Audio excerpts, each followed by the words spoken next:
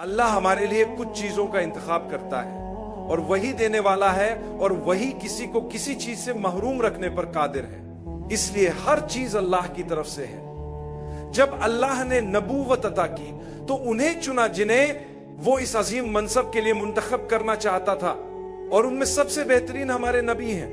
ہمیں یہ بات جاننی چاہیے کہ اللہ نے جن لوگوں کو چنا انہیں بار بار آزمائشوں سے گزارا. اگر آپ یہ سمجھتے ہیں کہ آپ کی زندگی میں مسائل، مشکلات، مصیبتیں یا آزمائشیں ہیں تو آپ کو ان لوگوں کی زندگیوں کو دیکھنا چاہیے جنہیں اللہ نے ہم سے بلند مقام پر رکھا، یعنی انبیاء علیہ السلام. یاد رکھیں کہ رسول اللہ نے فرمایا کہ اللہ کے نبی سب سے زیادہ آزمائے جاتے ہیں، پھر وہ جو ان کے قریب ہوتے ہیں، پھر وہ جو ان کے قریب تر ہوتے ہیں، اور اسی طرح سلسلہ جاری رہتا ہے.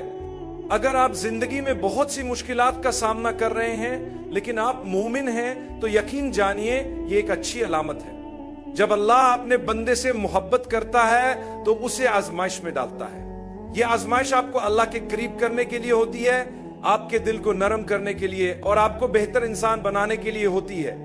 اس کا مقصد یہ ہے کہ آپ اپنی ذمہ داریوں کے بارے میں زیادہ محتاط ہو جائیں، گناہوں سے بچنے کی کوشش کریں، اور جب بھی کہیں غلطی ہو جائے اللہ سے معافی مانگیں اور اللہ کی رحمت پر امید رکھیں. حضرت زکریا کی کوئی اولاد نہیں تھی اور وہ اولاد کی خواہش رکھتے تھے. ان کی عمر کافی زیادہ ہو چکی تھی مگر پھر بھی انہوں نے دعا کی. اکثر ہم میں سے بہت سے لوگ جب شادی کے بعد اولاد نہیں ہوتی تو مایوس ہو جاتے ہیں. وقت گزرنے کے ساتھ انہیں یہ خیال آنے لگتا ہے کہ شاید اللہ ہم سے ناراض ہے، میں دعا کر رہا ہوں لیکن اللہ میری دعا قبول نہیں کر رہا.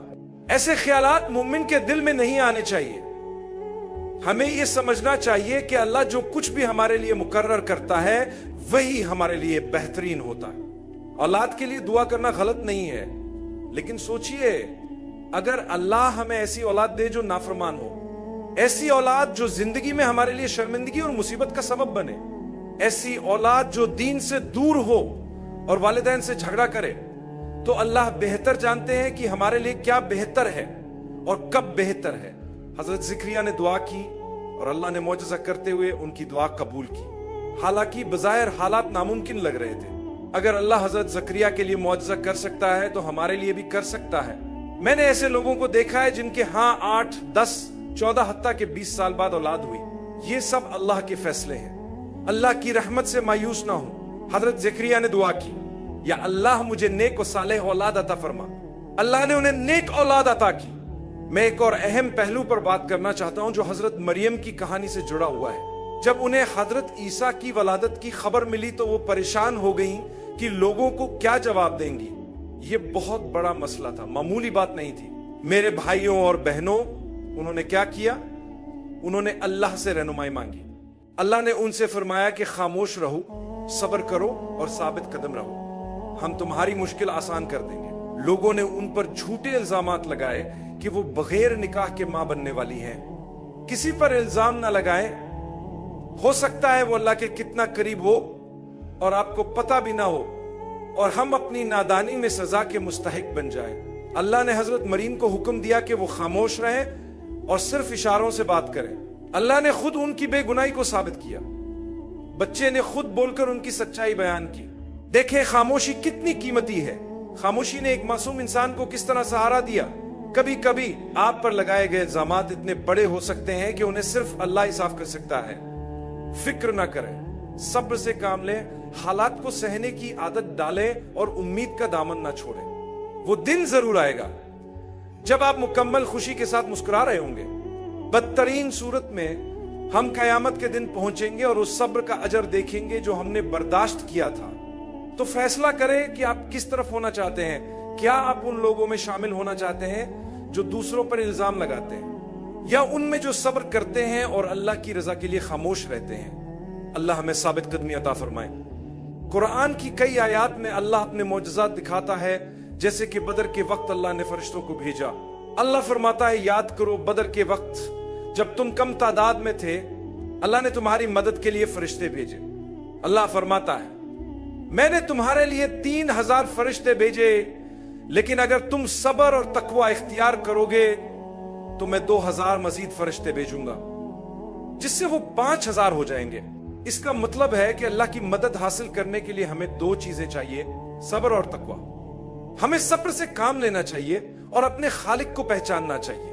ایک اچھا انسان بنے، دوسروں کے ساتھ مہربانی کرے، لوگوں کی مدد کرے، کیونکہ وہ سب اللہ کی مخلوق ہے۔